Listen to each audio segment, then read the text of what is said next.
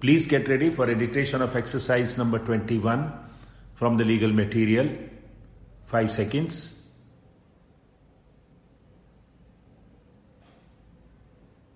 Start. No litigant has a right to unlimited draught on the court time and public money in order to get his affairs settled in the manner as he wishes. Easy access to justice should not be misused as a license to file misconceived and frivolous petitions. Today, people rush to courts to file cases in profusion under this attractive name of public interest. They must inspire confidence in courts and among the public.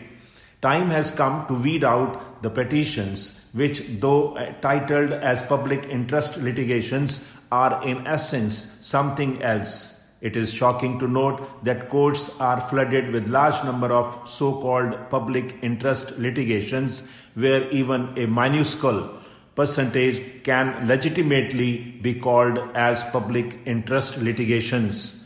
Though the parameters of public interest litigation have been indicated by this court in large number of cases, yet unmindful of the real intentions and objectives, high courts are entertaining such petitions and wasting valuable judicial time which, as noted above, could be otherwise utilized for disposal of genuine cases. Though in Dr. Duryodhan Sahu and others versus Jitendra Kumar Mishra and others, this court held that in service matters, PILs should not be entertained. The inflow of so-called PILs involving service matters continues unabated in the courts and strangely are entertained. The least the high courts could do is to throw them out on the basis of the said decision. The other interesting aspect is that in the PILs, official documents are being annexed without even indicating as to how the petitioner came to possess them. In one case, it was noticed that an interesting answer was given as to its possession.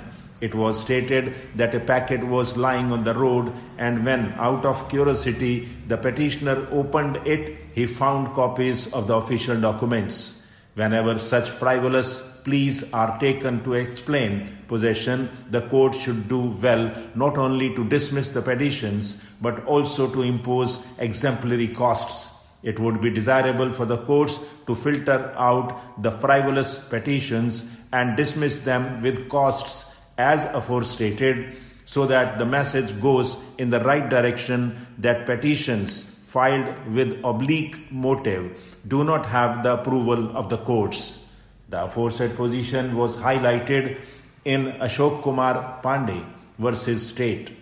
It is depressing to note that on account of such trumpery proceedings initiated before the courts, innumerable days are wasted, which time otherwise could have been spent for the disposal of cases of the genuine litigants. Though we spare no efforts in fostering and developing the laudable concept of PIL and extending our long arm of sympathy to the poor, the ignorant, the oppressed, and the needy, whose fundamental rights are infringed and violated, and whose grievances go unnoticed, unrepresented, and unheard, yet we cannot avoid but express our opinion that while genuine litigants can legitimate grievances relating to civil matters involving properties worth hundreds of millions of rupees and substantial rights,